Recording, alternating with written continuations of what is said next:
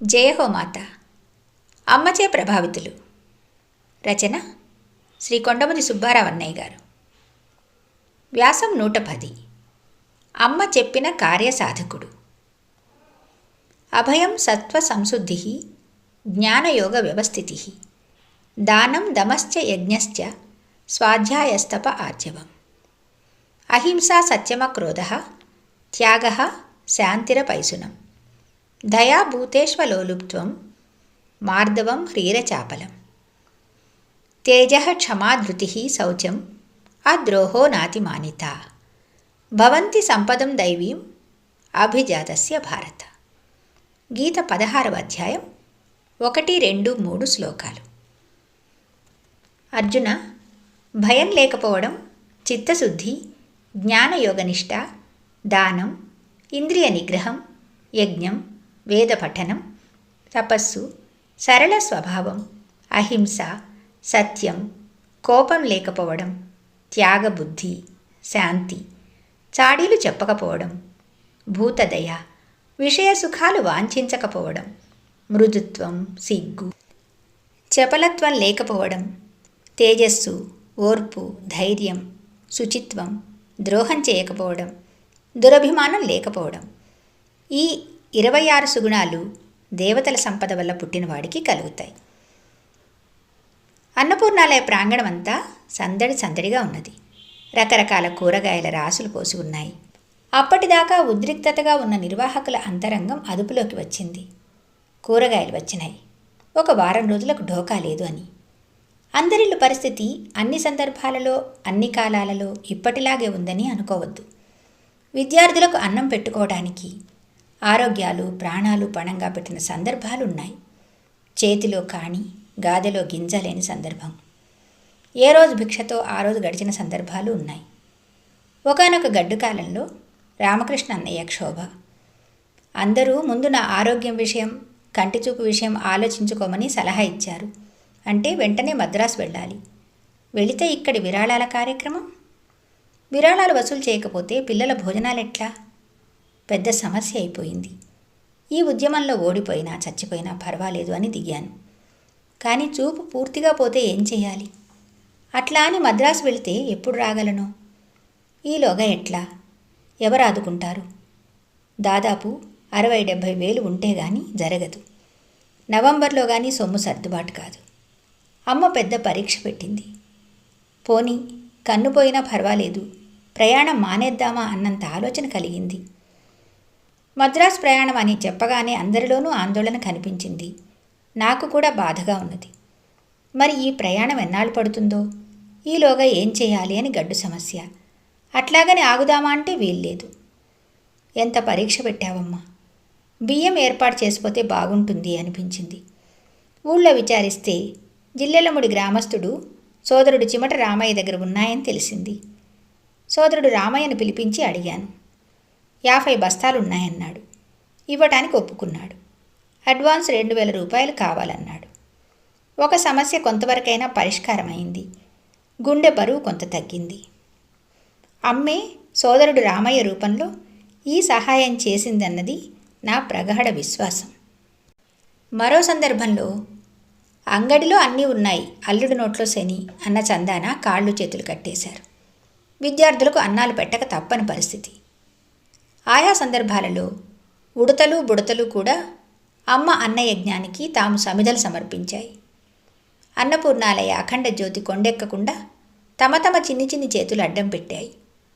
ఆ చిన్ని చేతుల చిన్నారి సహాయమే అది. ఆ చేతులు సోదరుడు శ్రీ గోగినేని రాఘవేంద్రరావువి. అమ్మ మీద అచంచల విశ్వాసం, అమ్మ కళాశాల బిడ్డల మీద అపరిమిత అనురాగం సోదరుడు రాఘవేంద్రరావు సొంతం. జిల్లెళ్ళముడు ఎప్పుడు వచ్చినా తనతో పాటు కూరలు, కొన్ని రోజుల పాటు ఉండే కంద, భోజనానికి అరటాకులు వాహనం నిండా తెచ్చి అన్నపూర్ణాలయంలో చేర్చి గాని మిగతా పనులకు వెళ్ళడు. అమ్మ సంస్థకు అవసరమైన ధన సహాయం కోసం పెదలంకలో సమావేశం ఏర్పాటు చేసి అంగరంగ వైభవంగా అమ్మ తత్వ ప్రచారంతో పాటు ఆర్థిక పరిపుష్టికి కృషి చేసినవాడు శ్రీ రాఘవ. ఒక చక్కని విద్యాసంస్థ నడుపుతూ పేద పిల్లలని ఉచిత భోజన వ్యవస్థతో చదివించడం ఈ అమ్మ బిడ్డకే చెల్లింది. రాఘవేంద్రరావు ముందుండి కళాశాల స్వర్ణోత్సవ వేడుకలు చేయడం జిల్లెళ్లముడిలో ఒక మరపురాని ఘట్టం. వస్తుందనుకున్న దానితో కన్నా వచ్చిన దానితో సంతృప్తి పడటం తెలుసు రాఘవకు. అచ్చమైన అమ్మ చెప్పిన కార్యసాధకుడు. అందుకే రాఘవ చేపట్టిన ఏ కార్యక్రమమైనా అద్భుత విజయం సాధిస్తుంది. కార్యార్థి లక్షణం తనను గురించి అనేకం వినపడుతున్నా తల వంచుకొని ప్రశాంతంగా తన పని చేసుకుపోవటమే అని అమ్మ చెప్పిందిగా. అది పాటించే తన పని తాను చేసుకుపోతాడు.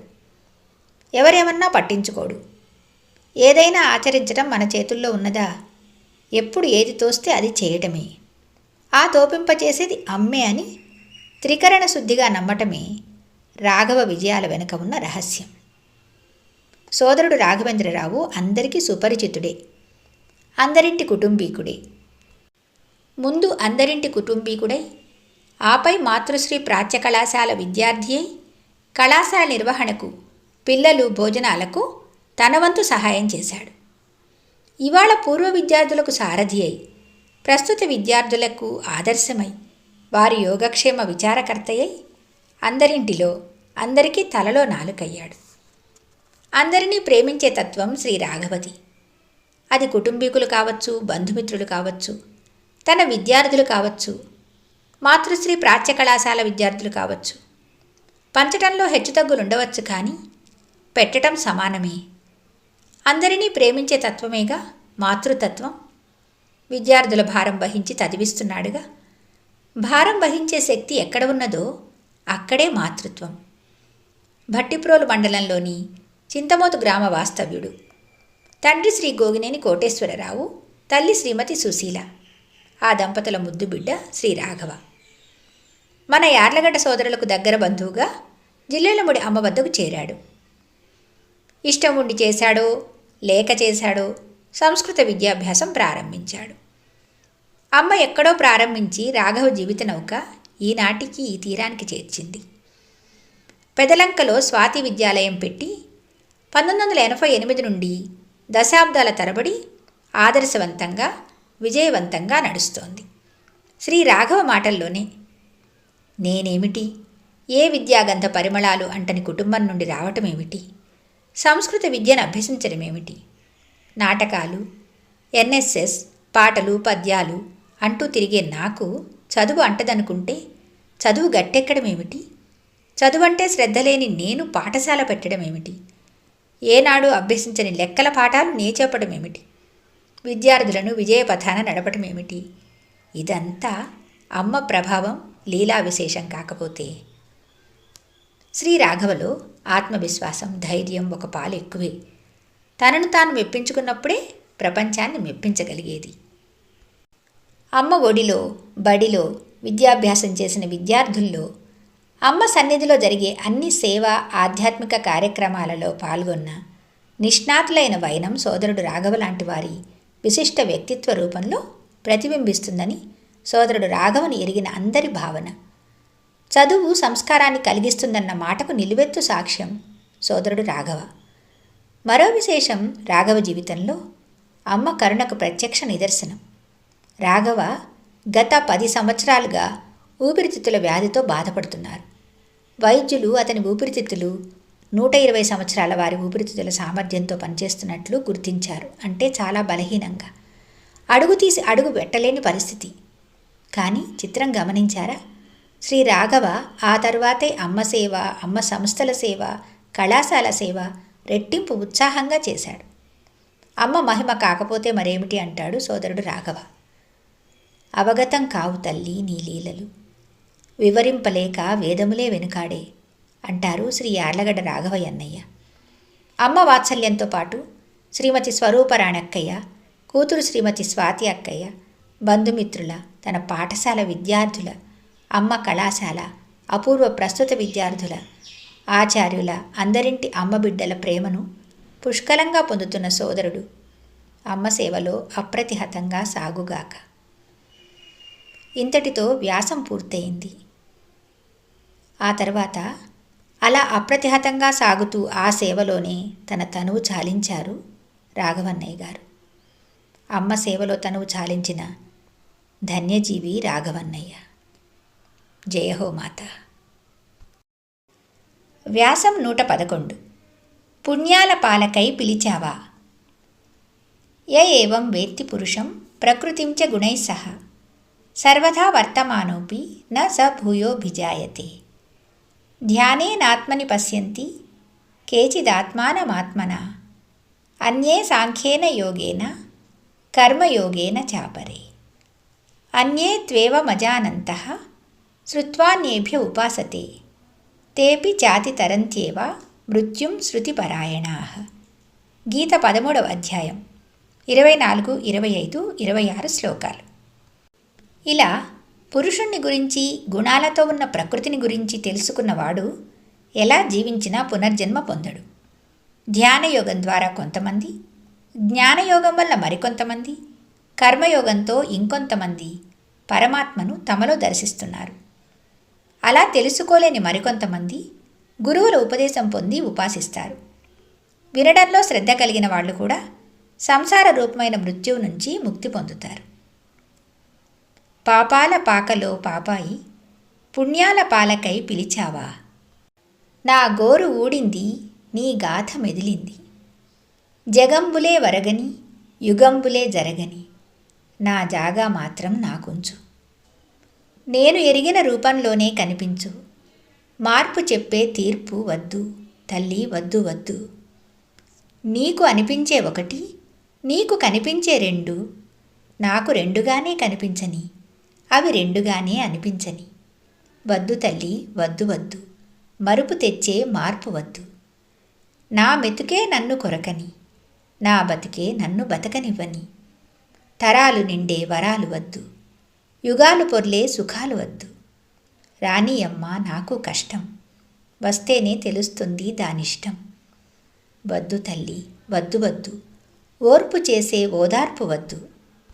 దీపానికి దూరంగా నేనుండాలనుకుంటున్నా, దాని వెలుతురులోనే నేనెదగాలనుకుంటున్నా. సాహితీ వినీలాకాశంలో విహారం చేస్తున్న ఈ మనోవిహంగాలు ఎవరివో తెలుసుకునే ముందు వాటిని విశ్లేషిద్దాం. మొదటిది, పాపాల పాకలో పాపాయి పుణ్యాల పాలకై పిలిచావా. పాపాల పాకలో పాపాయి ఎవరు? పుణ్యాల పాలు ఏమిటి? పాపాల పాక అంటే ఈ మానవ దేహం. పాపాల పాకలో పాపాయి అంటే ఈ మానవ దేహంలోని ఆత్మ. మరి పుణ్యాల పాలు అంటే జీవన్ముక్తి. మానవ దేహంలోని ఈ ఆత్మ జీవన్ముక్తికై ఆరాటపడుతున్నది అని భావం. పాపాయి ఏడుపులో ఇంత భావాన్ని పొదగటం ఆయనకే సాధ్యమైంది. ఆయన మన అందరింటి సోదరుడు, అమ్మ పెద్ద బిడ్డ, శ్రీ బ్రహ్మాండం సుబ్బారావు అన్నయ్య గారు. ఆయన తన కవిత్వం ద్వారా వ్యక్తపరిచిన భావాలు ఎంత పరిణితి చెందాయో చూడండి. జగంబులే వరగని యుగంబులే జరగని నా జాగా మాత్రం నాకుంచు. నేను ఎరిగిన రూపంలోనే కనిపించు. మార్పు చెప్పే తీర్పు వద్దు తల్లి, వద్దు వద్దు. అమ్మ బిడ్డ కదా, ఏమి జరిగినా తను అమ్మ బిడ్డగానే ఉండాలని కోరుకుంటున్నాడు. ఏదో లోకంలో ఏ పరమాత్మగానో వద్దు, అమ్మగానే కనిపించమంటున్నాడు. ఏ జన్మరాహిత్యం నాకొద్దంటున్నాడు. పాపాల పాకలో పాపాయి పుణ్యాల పాలకై పిలుస్తున్నది అన్న భావన నుండి ఏ పుణ్యాలు వద్దు, అమ్మ సన్నిధి, అమ్మ దర్శనం చాలంటున్నాడు. పరిణామక్రమంలో నీకు అనిపించే ఒకటి, నీకు కనిపించే రెండు, నాకు రెండుగానే కనిపించని, అవి రెండుగానే అనిపించని. వద్దు తల్లి, వద్దు వద్దు. మరుపు తెచ్చే మార్పు వద్దు. వేదాంత చర్చలు వద్దంటున్నాడు. అమ్మ తాను వేరుగా కనిపించే ఆనందం కావాలంటున్నాడు. నా గోరు ఊడింది నీ గాథ మెదిలింది. తన బాధలలో అమ్మ బాధ జ్ఞప్తికి తెచ్చుకొని తన బాధ మరిచిపోతున్నాడు. తన బాధ చిన్నది, అమ్మ బాధ పెద్దది. బాధ పోవాలంటే, అంతకంటే పెద్ద బాధ తలుచుకోవాలన్న అమ్మ బాధలు పోగొట్టే మంత్రం పాటిస్తున్నాడు. నా మెతుకే నన్ను కొరకని, నా బతుకే నన్ను బతకనివ్వని. తరాలు నిండే వరాలు వద్దు, యుగాలు పొర్లే సుఖాలు వద్దు. రాణి అమ్మ నాకు కష్టం, వస్తేనే తెలుస్తుంది దానిష్టం. వద్దు తల్లి, వద్దు వద్దు. ఓర్పు చేసే ఓదార్పు వద్దు. ఇంత ధైర్యంగా, ఇంత స్పష్టంగా ఏ బిడ్డ ఏ తల్లిని, ఏ భక్తుడు ఏ దైవాన్ని అడిగి ఎరుగరు. అంత ఆత్మస్థైర్యం కలవారు బహు అరుదు. బహుశా అందుకేనేమో ఆయన జీవితం కష్టాల కడలి అనను కానీ వైవిధ్యభరితం, నిత్య సంఘర్షణ అని చెప్పగలను. ఎన్ని వ్యాపారాలు, ఎన్ని గ్రామ పరిశ్రమలు. సుబ్బారావు అన్నయ్య తెలివితేటలకి తగ్గ జీవితోన్నతి లభించలేదు. ఇదిగో కారణం ఇక్కడ లభించింది. అడిగితే అడిగినది ఇస్తాను అన్నది కదా అమ్మ. మరి బిడ్డ అడిగితే ఇవ్వగా ఇచ్చింది. కోరినది అనుభవించటంలో విజయుణ్ణి చేసింది. దీపానికి దూరంగా నేనుండాలనుకుంటున్నా. దాని వెలుతురులోనే నేనెదగాలనుకుంటున్నా. అమ్మచాటు బిడ్డగా కాక స్వతంత్ర జీవితాన్ని అభిలషించాడు. దీపం దగ్గరలో కీనీడ మాత్రమే ఉంటుంది. దగ్గరగా కీనీడలో కాక దూరంగా అమ్మ సిద్ధాంతాల ప్రభావంలో ఎదగాలనుకుంటున్నా అన్నాడు. అందరింటి బిడ్డల హృదిలో ఆకాశమంత ఎదిగాడు. నాకెందుకో సుబ్బారావు అన్నయ్యలో వినాయకుడు దర్శనమిచ్చేవాడు. ఆయన రూపం వలన చెప్పలేను. అమ్మా నాన్నగారులు పార్వతీ పరమేశ్వరులైతే, హైమక్కయ్య మానసాదేవి అయితే, సుబ్బారావు అన్నయ్య వినాయకుడు, రవి అన్నయ్య కుమారస్వామి అని విశ్వాసం. అమ్మ గారాల తనయుడు సుబ్బారావు అన్నయ్య. వాడు చాలా చురుకు, నెలల వయసులోనే మాటలు వచ్చు. అందరు పిల్లల్లో సుబ్బారావు మహా తెలివిగలవాడు అని చెప్పాలి. అంత త్వరగా పిల్లలలో మాటలు వచ్చిన వాళ్ళు ఎవరూ లేరు. నెలల నాడే ఇంటి పేర్లతో సహా పలికేవాడు. తర్వాత పొలాల నెంబర్లతో చెప్పేవాడు. అంత చురుకు, అంత జ్ఞాపక శక్తి. 1942లో రాఘవరావు అన్నయ్య బుర్రకథ వ్రాసేవాడు, చెప్పేవాడు. వాళ్ళ మామయ్య కథలు చెబుతుంటే తను కూడా చిటికలు వేస్తుండేవాడు. ఇది అమ్మ మాట అన్నయ్య గురించి. నిజం చెప్పొద్దు, నాన్నగారు సుబ్బారావు అన్నయ్య కొంచెం ఉప్పు నిప్పుగానే ఉండేవారు. మా యువక బృంద సమావేశం జరిగే చోటుకు ఒకరి తర్వాత ఒకరు వచ్చేవారు. ఒకరు వస్తే మరొకరు వెళ్ళిపోయేవారు. చిన్నతనం నుండి రాజకీయాలంటే అమిత ఆసక్తి. కాంగ్రెస్ అభిమాని. నాన్నగారు సుబ్బారావు అన్నయ్య ఏకీభవించే విషయాలలో ఇది రెండవది. అమ్మ మీద అభిమానం మొదటిది. రాజకీయాల్లో సుబ్బారావు అన్నయ్య జొన్నాపట్ల వెంకట్రామయ్య గారి సహచర్యంలో చిన్నతనంలోనే ప్రవేశించిన నడింపల్లి నరసింహారావు గారు, కోనా ప్రభాకర్ రావు గారు, కాసు వెంగళరెడ్డి లాంటి ఉద్దండుల వాత్సల్యం ప్రాపకం సంపాదించాడు. అయితే తన రాజకీయ జీవితాన్ని గ్రామ సర్పంచ్కే పరిమితం చేశాడు. కానీ లేకపోతే రాజకీయ పరమపద సోపానం మెట్లు అవలీలగా ఎక్కేసేవాడు. జిల్లెలముడి సర్పంచ్గానే ఎన్నో ప్రజోపయోగ కార్యాలు చేపట్టాడు, పూర్తి చేశాడు. జిల్లెలముడికి కరెంటు తెప్పించడానికి, నీటి పంపులు వేయించడానికి, ఆర్టీసీ బస్సులు రప్పించడానికి ఎంతో కృషి చేశాడు. జమ్మి వెంకటరత్నం గారి సహాయం తీసుకొని జిల్లెలముడికి టెలిఫోన్ సౌకర్యం తెచ్చాడు. గ్రామీణ పరిశ్రమలు స్థాపించి గ్రామోద్ధరణ చేయాలనే సంకల్పంతో విశేష కృషి చేశాడు అన్నయ్య.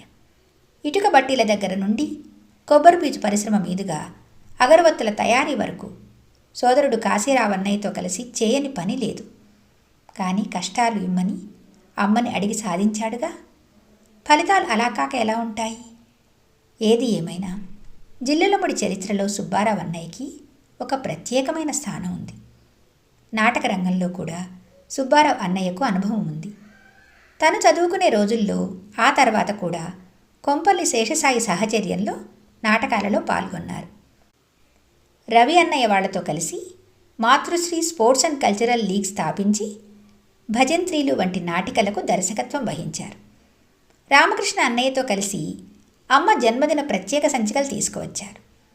పిమ్మట 4 ఏళ్లు జన్మదిన సంచికలుగా వచ్చి ఆ తర్వాత నెలసరి పత్రిక రావడం జరిగింది. అందు సుబ్బారావు అన్నయ్య రామకృష్ణ అన్నయ్యకు తోడుగా నిలబడ్డాడు. అప్పికట్లలో చదువుకున్నప్పటి నుండి రామకృష్ణ అన్నయ్య అంటే అన్నయ్యకు మహాభిమానం. నాన్నగారితో సుబ్బారావు అన్నయ్య ఏకీభవించే విషయాలలో ఇది మూడోది. అందరింటి సోదరుల ఇళ్లకు వెళ్ళి వారిని పలకరించి వచ్చేవాడు. వాళ్ళ ఇళ్లల్లో పెండిళ్ళు జరిగితే మేనమామ స్థానంలో ఉండి బుట్టలు మోసేవాడు. అలాంటి భాగ్యం మా అత్తవారి ఇంటి వారికి లభించింది. ఈ సందర్భంలో ఒక ముఖ్య విషయం మీతో పంచుకోవాలి. సుబ్బారావు అన్నయ్య శ్రీ మోగులూరి సీతారామచంద్రరావు గారి అమ్మాయి పెళ్లికని ఖమ్మం వచ్చాడు. అప్పుడు అన్నయ్యకు ఒంట్లో నలతగా అనిపించి జిల్లెళ్ళముడి తిరిగి వచ్చాడు. నలత అలాగే ఉండటంతో స్థానిక వైద్యుల సలహా మేరకు మెరుగైన వైద్యం కోసం రామకృష్ణ అన్నయ్య తన కుమారుడు సోదరుడు ప్రేమ్కుమార్ను తోడిచ్చి కొంత సొమ్మిచ్చి చెన్నై పంపించారు. అక్కడ విజయ హాస్పిటల్లో చేర్చారు. వైద్యం ప్రారంభమైంది. సోదరుడు ప్రేమ్కుమార్ వేరే వాళ్ళు వచ్చే వరకు 20 రోజుల పాటు చెన్నైలో సుబ్బారావు అన్నయ్యకు సహాయకుడిగా ఉన్నారు. ఆ సందర్భంలో జరిగిన తన అనుభవం ఒకటి చెప్పాడు సోదరుడు ప్రేమ్కుమార్. ఆ రోజుల్లో ఒకరోజు అన్నయ్య పుట్టినరోజు వచ్చిందట. ఆ సందర్భంగా అన్నయ్య ఒక కోరిక కోరాడట. తన పుట్టినరోజు వేడుకగా దంపతులకు కడుపు నిండా అన్నం పెట్టించి చూడాలని తన కోరిక అని చెప్పి, నేను బయటకు రాలేను కనుక నీవే చూసి నాకు చెప్పు అన్నాడట. అప్పుడు సోదరుడు ప్రేమ అచ్చట స్థానికురాలైన శ్రీమతి చుండూరు జ్యోతక్కయ్య అచ్యుతన్నయ్య సతీమణి సహకారంతో ఒక దంపతులకు కడుపు నిండా అన్నం పెట్టించి వీరు కళ్ళారా చూసి ఆ విషయం సుబ్బారావన్నయ్యకు చెప్పారట. ఆ విషయం విని సుబ్బారావన్నయ్య కడుపు తడుముకుంటూ నాకిప్పుడు తృప్తిగా ఉన్నదిరా అన్నాడట. మరి సుబ్బారావన్నయ్య అమ్మ గర్భ సంజాతులు కదా, వాళ్లకు అన్నం పెట్టి ఈయన తృప్తి చెందారు. అన్నయ్య ఆరోగ్యం పట్ల శ్రద్ధ తీసుకోలేదని అనిపిస్తుంది. చిన్నతనం నుండి ఏదో ఒక వ్యాధి శరీరాన్ని దెబ్బతీస్తూనే ఉంది. అనారోగ్యం అన్నయ్యని ఎక్కడా స్థిరపడనివ్వలేదు. అన్నయ్య కొంతకాలం గుంటూరు మాజేటి గురవయ్య హైస్కూల్లో ఉద్యోగం చేశారు. అనారోగ్య కారణాలతో మధ్యలోనే స్వస్తి పలకాల్సి వచ్చింది. అలా అని ఊరికే ఉన్నారా? అంతా నాదే అని దేశమంతా తిరిగారు. ఆ కార్యక్రమాల్లో శరీరాన్ని ఒక రకంగా ఆహుతి చేశాడు. సుమారు గత 20 సంవత్సరాలుగా మధుమేహం శరీరంలోని అన్ని అవయవాలను దెబ్బతీస్తూనే ఉన్నది. చివరగా మూత్రపిండాలను దెబ్బతీసింది. తరచుగా డయాలసిస్ చేయాల్సి వచ్చింది. అందుకు దీర్ఘకాలం మద్రాసు ఆసుపత్రిలో ఉండాల్సి వచ్చింది. అంత కష్టాల్లో కూడా ఎంతో మెచ్చుకోవాల్సింది సుబ్బారావు అన్నయ్య సహనం. ఆ ఓపిక ఓర్పుకు ఎవరైనా ఆశ్చర్యపోక తప్పదు. వైద్యం కొరకు మద్రాసులో ఉన్న, హైదరాబాదులో ఉన్న జిల్లెళ్ళముడి మీద సుబ్బారావు అన్నయ్యకు అపారమైన ప్రేమ. జిల్లెళ్ళముడి వెళ్ళాలని నిరంతరం తపన. ఈ ఊరి మీద, ఈ నేల మీద తనకున్న ఆప్యాయత అది. మరో రకంగా అది అమ్మ మీద అత్యంత విశ్వాసం. సుబ్బారావు అన్నయ్య వైద్య సహాయం కొరకు దేశ విదేశాల్లో ఉన్న సోదరులందరూ కలిసి నడుం బిగించారు. ఆర్థిక సహాయం చేసిన వారు కొందరైతే సేవ చేసిన వారు కొందరు. ఒక రామకృష్ణ అన్నయ్య, ఒక లక్ష్మీనారాయణ అన్నయ్య, ఒక పూర్ణచంద్రరావు అన్నయ్య, ఒక ఉపేంద్రన్నయ్య, ఒక గజేంద్రమక్కయ్య, ఒకరనేమిటి అందరిల్లు మొత్తంగా ఏకత్రాటి మీద నిలబడింది. అయితే మానవ ప్రయత్నం ఎప్పుడు జయించింది గనక ఇప్పుడు జయించడానికి హైమక్కయ్యను కాపాడిందా? నాన్నగారిని 10 కాలాల పాటు ఈ భూమిపై పదిలం చేసిందా? అందరమ్మను అనంతంలో విలీనం కాకుండా వరం ఇచ్చిందా? ఇప్పుడు అంతే. పిన్న వయసులోనే అంతర్ధానమయ్యారు సుబ్బారావు అన్నయ్య. సుబ్బారావు అన్నయ్య ఆరోగ్యాన్ని గురించి రవి అన్నయ్య పడ్డ తపన ఇద్దరి మధ్య ఉన్న అనుబంధాన్ని తెలియచేస్తుంది. అది రక్తబంధుత్వానికన్నా మించింది. అన్నయ్య తన మమతల గర్భగుడి గేయంలో అన్నాడుగా, అలాగే మమతల గర్భగుడి చేరాడు. ఆశించిన ఆశయం నెరవేరకపోతే, ఊహించే ఊహలే ఊసాడకపోతే, నిస్తేజంగా నిర్వీర్యంగా నిద్రాణమైపోతే ఎలాగూ ఉంది నీ మమతల గర్భగుడి అన్నాడన్నయ్య. అన్నయ్య అమ్మలోకంలో ఉన్న శేషక్కయ్య, చిన్న హైమక్కయ్య, నాగేశ్వరి అక్కయ్య అందరికీ అదే ఆప్యాయతను ఆదరణను అందిస్తూ సుబ్బారావు అన్నయ్య వారసత్వం కొనసాగిస్తున్నారు. జయ హో మాతా.